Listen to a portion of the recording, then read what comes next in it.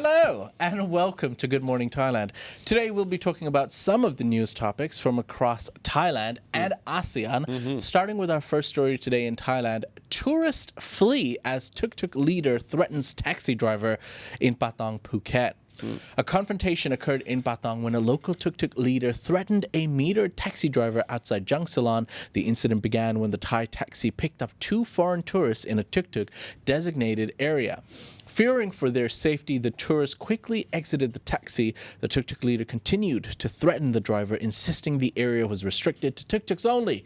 The scene was captured on video. The taxi driver, Dam, expressed frustration and called for peaceful dispute resolution. A police report was filed, but no legal action has been taken yet. Ladies and gentlemen, it's not the first time. Those tuk-tuk drivers, especially in Patong, are notorious. You don't want to be messing around with their territory. Yep, very territorial people.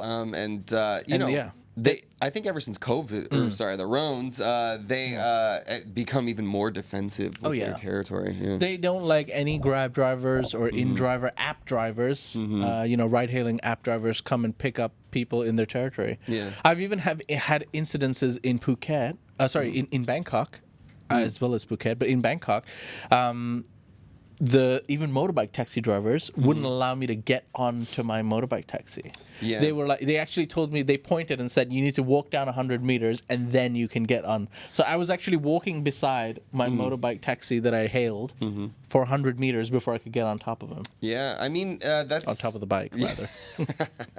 Whoa.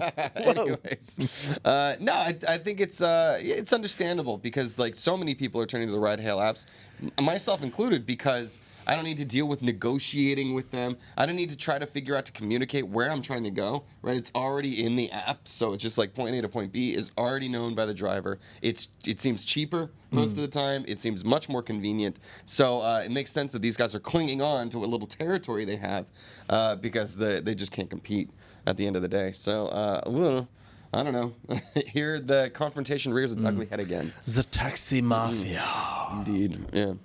Well, we got a sad one coming up next. Now, a student was electrocuted, turning off a water dispenser at a Thai school. A tragic incident occurred at a high school in Patong district, Thang province, where a student was electrocuted while turning off a water dispenser during a school sports day.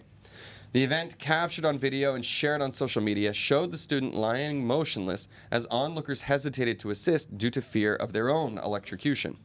Eventually, the student was pulled away using a cloth, but he was pronounced dead at the hospital. The incident has sparked widespread grief and criticism over the delayed response. Initial suspicions suggest an electrical leak, worsening by rain, caused the fatal electrocution. Very tragic accident at the school. It just shows, I don't know, man, like the wiring shortcuts that happen sometimes and all over Southeast Asia, but they do still happen here in Thailand, can lead to tragedy. So I don't know. It'd be nice to see better infrastructure in place, especially in a school and areas where they've got kids around basically. And you'd think that in a place or in a country and in a region where there's monsoon and heavy rain, which could be at any time of the year technically, even though we have a proper monsoon season. You'd think they'd be prepared for it, but unfortunately not in this instance. Sometimes it is a freak accident, so until the investigation is complete, we should not speculate. But unfortunate incident, hopefully. Thoughts with the family. Yeah, thoughts with the family. All right. For now, we're going to move up north of Thailand to Chiang Rai, where police have arrested two over meth smuggling in avocados. Creative ways to smuggle your drug. Police in Chiang Rai arrested two individuals, Sunitra and Watana, for smuggling 1.5 million methamphetamine tablets hidden in avocado boxes. The operation, linked to a prior seizure involving pineapples, began with a tip-off drug parcel sent via a private delivery service in Mae Shan. Officers found 10 boxes labeled as avocados, each containing meth tablets marked with a football club crest, totaling 1.5 million tablets. The investigation connected the suspects to an earlier case where a man, Kai, discovered nearly 1 million meth tablets hidden in pineapple boxes. The suspects are charged with meth distribution and investigation continues. What fruit? They should have definitely picked durian. Yeah, durian. People won't mess with the durians if they're sealed up. The problem is buying the durians to hide the meth pills. Yeah. The durians are going to be more expensive than the Probably. drugs. That's what I That's thought. Be the problem. Yeah. Not that avocados are cheap either. I don't know. But yeah, creative ways. It's interesting to see. I don't know how do the authorities keep up with these new and interesting ways to do it, but somehow they figure it out. At some point, they're just suspicious of every fruit. Yeah. Is that it's like is it cake? Is it drugs? Is it cake or not? Yeah. Is it cake? That's how they got that idea for that show. Does make all the interesting ways that the cartels are smuggling. Yeah. Well, anyways, we got some political news for us coming up next. I know you love that, Jay. Love me some politics. Thailand has approved a 3.75 trillion baht budget for the 2025 fiscal year. That's right. Thailand's House of Representatives approved the nearly 4 trillion baht budget for the 2025 fiscal year, with 311 votes in favor and 175 against and 2 abstentions. A special 72-member House committee will scrutinize the bill within 30 days, and Deputy Prime Minister Phumtham Wechayachai thanked MPs for their input and emphasized efficient spending for economic growth. Move Forward Party's Kun Pita proposed tax reforms and a transparent budget process. The budget includes 2.8 trillion baht in tax revenue and an 865 billion baht loan to cover the deficit. The significant allocations for investment and a digital wallet handout. Money. I love digital wallets. You know, I'm curious. They've been talking about that for a long time, but is the actual money going to end up in people's bank accounts? Or I guess everyone has to sign up for these wallets. Yeah. And then Allegedly, it does. Yeah. I don't. Are they doing this like with straight up like cash, or is this some sort of like crypto thing No, that's I think going it's cash. Straight up cash. Cool. Yeah. Well, hey, good news to the Thai people. Nice little stimulus. Just double it. But I've been hearing about it for a long time, and I thought this would have been rolled out by now, but Not yet. not yet apparently.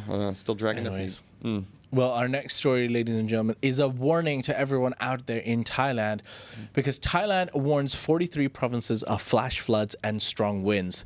Be careful out there, ladies and gentlemen. Thailand's Disaster Prevention and Mitigation Department has issued an urgent alert for 43 provinces to prepare for flash floods, forest runoff, stagnant flooding, and strong winds over the next 3 days. The alert follows increased rainfall predictions by the Meteorological Department. Provinces at risk include Mae Hong Son, Chiang Mai, Chiang Rai, and others across northern, northeastern, central, and southern regions of Thailand, basically everywhere. Local authorities are on standby monitoring rainfall and ready to provide emergency assistance. Coastal areas are warned of strong winds, and residents are advised to stay updated on weather conditions via the Thai Disaster Alert app and the safety hotline 1784. Stay dry, everybody. It's that time of year. It's That coming. time of the year. And it's only going to get worse. We haven't even faced the brunt of the monsoon season and the rainfall yet. I'm kind of scared now to actually see what happens when things get really monsoony. Yeah, I don't know. I feel, aren't we used to it by now? It happens every we're single definitely year. not. I guess it's one of those things. Yeah. You'd think that people in general and Thailand as a country would learn from their mistakes, but Yeah. every year we find a way to surprise ourselves. Yeah, it's true. Like, well, I don't know. We'll see. But I would recommend if you have businesses in the cities and stuff where you're in flood-prone areas, make sure you start getting your sandbags ready, because you don't want your merchandise or whatever it is getting messed up. Yeah. Don't you feel like Thailand's just a professional deflector? As in, like, at the start of the year, it's always like, oh, smog, pollution, no, what are we going to do? Oh, and then, like, some official comes out and says, we're going to do this, this, and that. And then, boom, flash floods. No, what? Flash floods. What are we going to do? I don't Floods know. again? Oh, no. We Didn't see this nobody coming for could the have last predicted this. 15 years. Yeah, it's funny. But, yeah, I don't know, man. It's just, that's why I think we got to take matters into our own hands and make sure that you prepare, wear your rain boots and Exactly. stuff like that. Alex for the government. Alex for PM. No, I like being on the outside talking smack. That's a lot Oh, more fun. okay. Yeah, fair enough. Allegedly talking smack. We've never said anything against the government. never. And we never will. Not once. Nope. All right, now I got a fun one for us at the end before we head into our ASEAN news. All right. So, snakes in unfamiliar places. We love that kind of story. Now, a cobra in a new motorcycle sparked a 3-hour rescue in Ayutthaya. So that's right. In Ayutthaya, a spitting cobra caused a 3-hour rescue mission after slithering into a new motorcycle. The 46-year-old owner, Vanachapon, who recently acquired the vehicle and its license plate, believes the snake might bring good luck. Emergency services were called to Mutu, Samruan sub-district, where neighbors gathered around the Honda PCX motorcycle. Despite initial difficulties locating the snake, the rescue team eventually found the baby cobra under the handlebars. Using a stick, they successfully captured and released the snake after 3 hours. Vanachapon plans to use the license plate number as a lucky charm for the lottery. And if you want that lottery number, you got to go to the article on thetiger.com, everybody. Snake. I think it's funny how snakes on a bike. Snakes in random places. Like snakes in the West are usually a sign you don't have that like original sin, that Bible story. Snakes are bad. In You're Thailand, going to hell. Yeah, but not in Thailand. In Thailand, it's a sign of good luck. Hey, show me the numbers, baby. Yeah, you got to go look on thetiger.com if you want to find that out. Anyways, that'll do it for our Thailand Love stories. me a good snake story. Snakes on a plane, snakes on a motorcycle. All right, ladies and gentlemen, we're going to go and talk about a few news stories from across ASEAN, starting with Cambodia. Cambodian artifacts stolen from temples ended up in American museums. Private collections. It's not just the UK who steals artifacts, it's also the Americans. Colonizers everywhere. Cambodian artifacts stolen from temples during decades of turmoil have ended up in American museums and private collections. The looting became a global business led by British collector Douglas Latchford. There we go, the British are everywhere. Who sold or donated many pieces to prestigious institutions. Cambodia has spent the last decade recovering these treasures, aided by former looters. Despite Latchford's death, U.S. authorities continue to trace his illicit activities. Recently, major museums like the Met have started returning some artifacts. The Cambodian government is pushing for the repatriation of more pieces, considering them the soul of the nation. Yeah. Oh, it makes sense that there's some big evil British guy behind this operation, that's like stealing the artifacts and selling them for God knows how much. Yeah. And now he's dead. Yeah. So he just got away with it. I think for his entire life. Interesting to see also that his activities, the infrastructure that he built up for stealing and looting all of this stuff is still in play, and people are still operating it and making money off of it. So hopefully they can shut that down because, I agree. I think it is the soul of the nation. It's your own artifacts, your own history. Imagine that. Imagine a country having pride in basically looting and stealing someone else's artifact and then displaying it in a museum in their own country and then charging people. Yeah. Makes me wonder how many museums I've been in and like seen like stolen. I'm like, oh, I see the artifact. I'm like, oh, interesting. Yeah. You don't really think about how it was acquired and what pain was caused along the way to that exhibition. Yeah. And ladies and gentlemen, upcoming next is this famous Thai artifact. Yeah. What's it doing here? I guess is what we should be thinking from now on. How is it sourced? Ethically, hopefully. Anyways. Probably not. But Probably not. That's the idea. Well, on to our last story of the day. Netflix is doubling down on Southeast Asia with a new slate of films and series set to be produced in the region. Netflix is expanding its production in Southeast Asia, highlighting new films and series from top regional filmmakers.